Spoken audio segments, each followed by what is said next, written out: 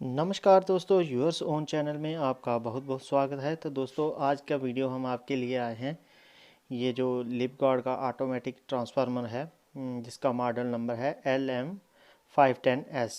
तो दोस्तों, ये एक मेन लाइन वाला ट्रांसफार्मर है और इसकी कैपेसिटी जो है 5 kVA है। तो जैसा कि आप देख सकते हैं, इसके फ्रंट में एक 3 डिजिट LED है जो कि आपको इनपुट और आउटपुट दिखाएगा। तो ये एक मेन लाइन ट्रांसफार्मर है। तो देखिए, इस तरह का लुक जो आगे की साइड आता है। तो चलिए दोस्तों, पीछे की तरफ मैं आपको दिखा देता हूँ। आप जिसमें देख सकते हैं कि ये इसका पीछे का व्यू है, जिसमें दोनों साइड पे एक एक जो है MCB लगा हुआ है। तो ये MCB जो है, ये स्टेबलाइज़र ऑन ऑफ के लिए है। तो और साथ ही आप इसकी स्पेसिफिकेशन देख सकते हो, इसमें देखा हुआ है रेंज वगैरह कितनी है, 70 से 280 तक। 5 kVA इसकी कैपेसिटी है। तो इसके साथ ही ये जो दूसरी साइड का MCB है, ये दोस्तों बाईपास के लिए है। तो ये मैं बताऊंगा आगे वीडियो में कि ये किस काम आता है और कैसे इसको यूज़ करते हैं। तो इसके साथ ही आप देख सकते हैं, ये यहाँ पे दो स्क्रू के साथ यहाँ पे ये प्लेट लगा हुआ है। और उसको हटाने के बाद इसमें हम जो है अपने कनेक्शन कर सकते हैं। तो ये प्लेट हम हटा के फिर आपको दिखाते हैं।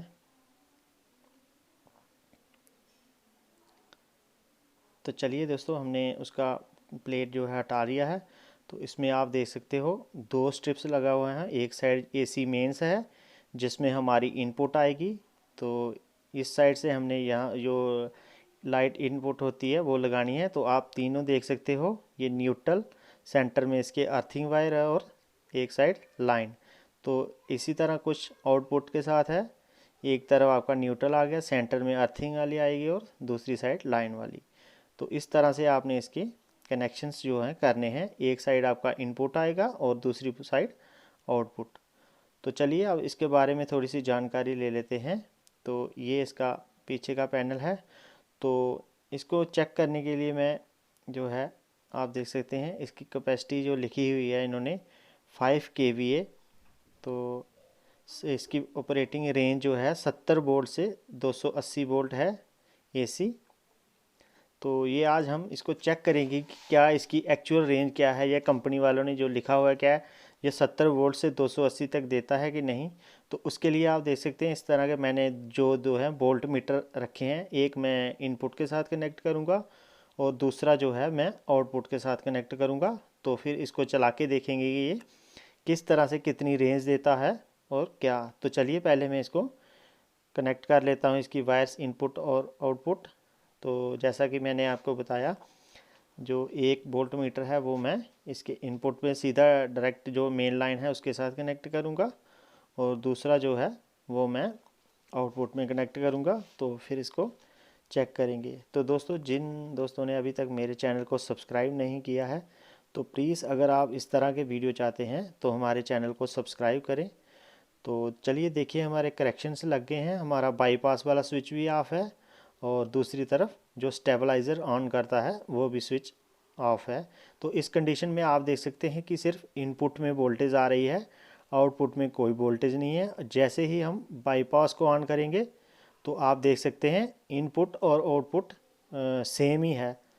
तो उसके बाद देखिए, अब हम इसका जो है स्टेबलाइज़र जो है मेन ऑन करेंगे।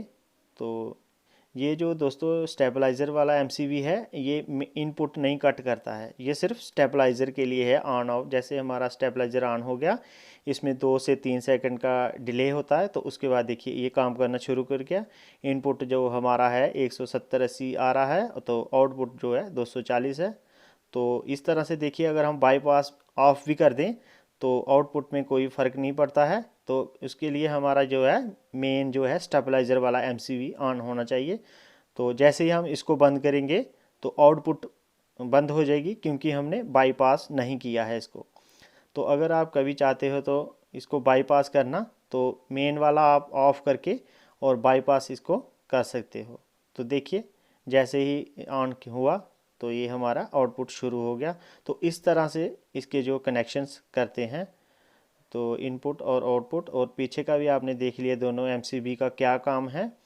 तो कभी आप अगर घर से बाहर जा रहे हो तो आप मेन जो है एमसीबी बंद करके इसको बाईपास कर सकते हो। उससे क्या होगा कि जितनी वोल्टेज आपकी पीछे से आ रही है उतनी ही आगे देगा।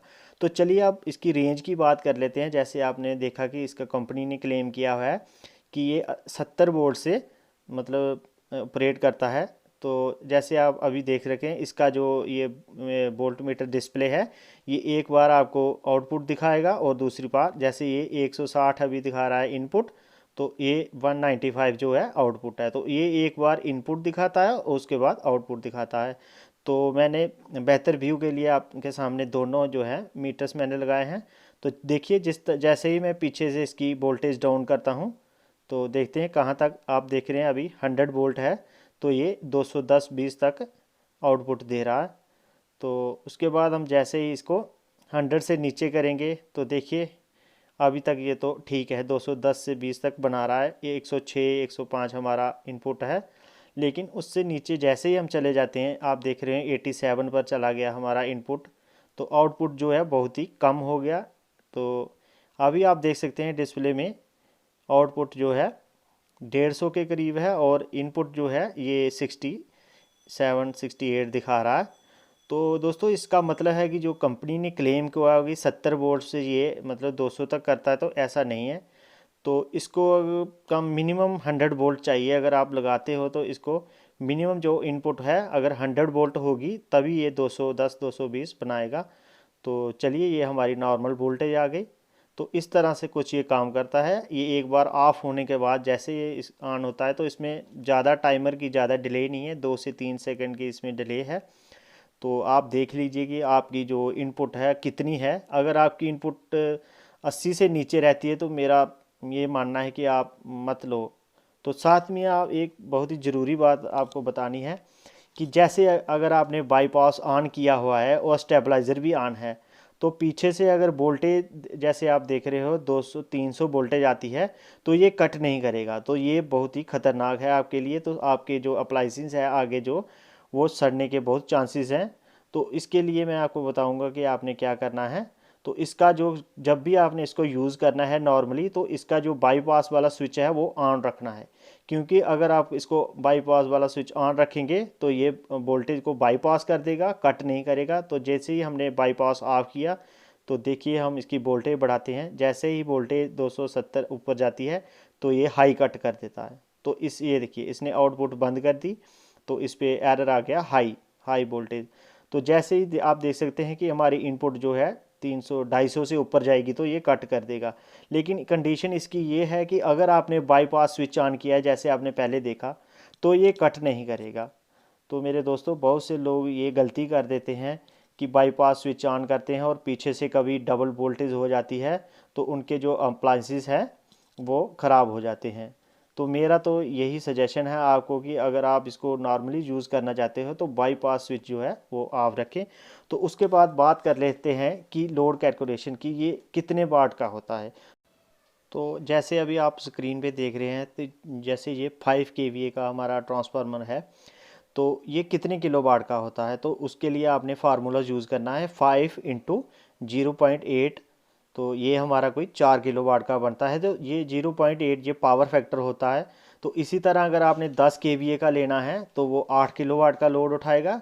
15 kVA का लोगो तो वो 12 किलो वाट का लोड उठाएगा। तो ये किलो वाट जो है हमारा वो 1000 वाट के बराबर होता है। तो आगे चलिए आपने घर का लोड कैसे कैलकुलेशन करना है। तो आप ये स्क्रीन पर आप स्क्रीनशॉट लेके भी रख सकते हैं। तो जैसे इसमें आप देख सकते हो हमारा सीलिंग फ़ैन जो है वो 80 वाट का है। रूम जो कूलर होता है वो 150 से 250 वाट का। तो ट्यूबलाइट जो है वो 40 वाट की। एलईडी बल्ब 5 वाट से 50 वाट तक। और जूसर मिक्सर जो है वो 500 वाट का होता है। रेफ्रिजरेटर जो है छोटा 150 लीटर 200 लीटर तक वो 300 वाट का। और 500 लीटर का जो है वो 500 वाट तक। तो माइक्रोवेव ओवन जो है वो 1400 वाट तक होता है। वॉशिंग मशीन जो है वो 800 वाट। और रूम हीटर जो है वो 2000 वाट तक। तो ये थोड़ा बहुत ऊपर नीचे भी हो सकता है। अगर आप जैसे आजकल 5 स्टार रेटिंग वाले अप्लाइंसेस लेते हैं तो वो थोड़ा कम लेते हैं। तो उसके हिसाब से आपने कर लेना था। तो आगे वाले जैसे आप देखते हैं एलईडी टीवी 100 वाट से 200 वाट तक, वो उसके साइज़ पर डिपेंड करता है। वाटर पंप हो गया वो 0.5 हॉर्स पावर से 1 हॉर्स पावर। तो वाटर गीज़र, तो इस तरह आप अपने घर का लोड जो है देख लीजिए कि आपके घर में क्या क्या लगा होता है, एक लिस्ट बना लीजिए। उसके हिसाब से अगर आपका लोड मतलब 4 किलो वाट बढ़ रहा है या 5 किलो वाट बढ़ रहा है, तो मैं आपको सजेस्ट करूंगा कि थोड़ा आप बढ़ा लीजिए। तो आज के वीडियो में बस यही था। तो वीडियो को लाइक ज़रूर कर दीजिए अगर अच्छा लगा तो। Thanks for watching.